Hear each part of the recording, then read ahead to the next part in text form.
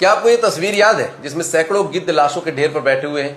ये तस्वीर है साल 1946 की, जब जिन्ना के इशारे पर बंगाल के अंदर हिंदुओं का एक प्लांट जनसंहार हुआ था।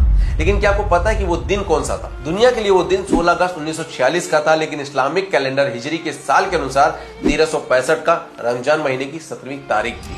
आखिर क्या खास था उस दिन? आखिर क्यों डायरेक्ट एक्शन डे के लिए उसी दिन को चुना गया? तो इसका जवाब इन पर्चों में दर्ज है जो मुस्लिम लीग ने डायरेक्ट एक्शन डे को सफल बनाने के लिए कलकत्ता के हर मुसलमान तक पहुंचाए थे। और उन पर्चों में लिखा था कि मुसलमान भाइयों, तुम्हें याद रखना होगा कि रमजान के पाक महीने में ही आसमान से कुरान उतरी थी।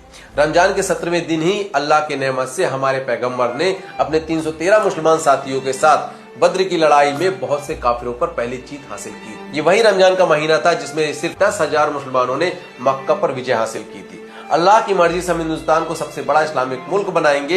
ऐ काफिर, तू घमंड मत कर, तुम्हारी सजा का वक्त आ गया है। और कलकत्ता के मुसलमानों को भड़काने के लिए पर्चे किसी मौलवी ने नहीं, बल्कि शहर के मेयर और मुस्लिम लीग के नेता सैयद मोहम्मद उस्मान ने छपवाए थे।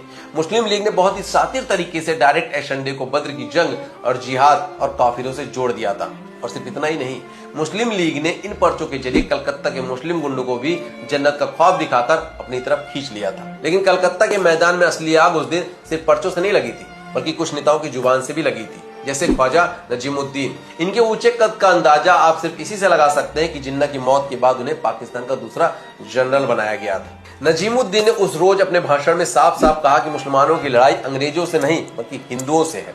और फिर उसके भाषण देने के बाद बारी आई बंगाल की कसाई सुहरावर्दी की, जिसने माइक संभालते ही कहा कि जाइए, आपके इख्तियार का वक्त हो गया है। मैं ब्रिटिश फौज और पुलिस पर लगाम लगाने की हैसियत रखता हूँ। पाकिस्तान बनाने के लिए आपके पास सिर्फ 24 घंटे हैं। इस दौरान आप जो चाहे वो करो।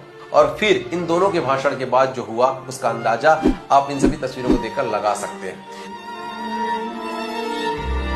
बाकी इस मुद्दे पर एक eye opener film Vivek Agnihotri ji लेकर आ रहे हैं, द बंगाल फाइल्स, और मैं भी इसके आगे की कहानी अगली वीडियो में लेकर आऊंगा।